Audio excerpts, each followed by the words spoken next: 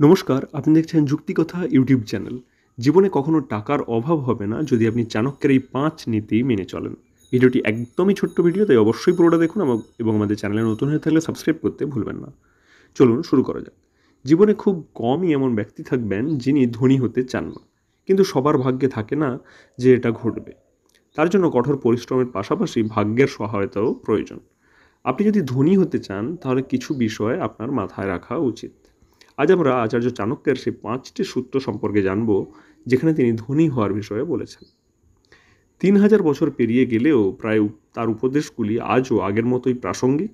তাই আসুন জেনে নেওয়া যাক চাণক্যের সেই সূত্রগুলি কী কী। চাণক্যের মতে, যদি আপনি ধনী হতে চান তাহলে সর্বদা সৎভাবে অর্থ উপার্জন করুন।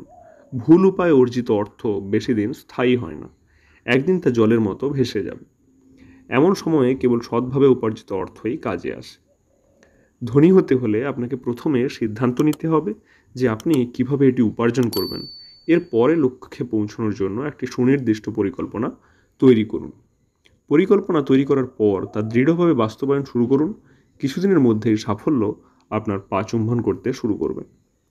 চাণক্য বলেন যে আপনি যে সম্পদই উপার্জন করুন না কেন তা সর্বদা আপনার এখতিয়ারের মধ্যে থাকা উচিত। অন্যের দখলে রাখা টাকা কখনোই কাজে লাগে না। এমন পরিস্থিতিতে যখন প্রয়োজন দেখা দেয় তখন ব্যক্তি অনুশোচনা ছাড়া আর কিছুই পায় না। এটি অত্যন্ত একটি ভাইটাল পয়েন্ট যেখানে চাণক্য বলেছেন উপরোক্ত তথ্যটি। কিন্তু এক্ষেত্রে আমাদের একটি বাস্তবতার অভিজ্ঞতা যে অনেকে আমরা কী করি, ব্যবসা যারা করেন তারা বিভিন্ন জায়গাতে টাকা ইনভেস্টমেন্ট করে রাখেন বা একটা প্রফিট পাওয়ার আশায়, কিন্তু সেটিকে তারা উপার্জনের অংশ হিসেবে ধরে থাকেন। কিন্তু এটি একেবারেই উপার্জনের অংশ নয়। অর্থাৎ সেটি আপনার যতক্ষণ না পর্যন্ত আপনার হাতে থাকে ততক্ষণ আপনার কোনো কাজেই লাগবে না। চাণক্যের মতে জীবনে সমৃদ্ধি অর্জনের জন্য একজন ব্যক্তির এমন জায়গায় বাড়ি তৈরি করা উচিত যেখানে কর্মসংস্থানের সুযোগ রয়েছে।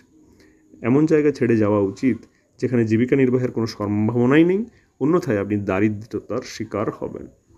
চাণক্যের মতে অর্থ উপার্জনের পর তা বুদ্ধি দিয়ে ব্যবহার করা উচিত। যদি আপনি সেই টাকা অপ্রয়োজনীয় জিনিসে নষ্ট করেন তাহলে ভবিষ্যতে আফসোস ছাড়া আর কিছুই পাবেন না।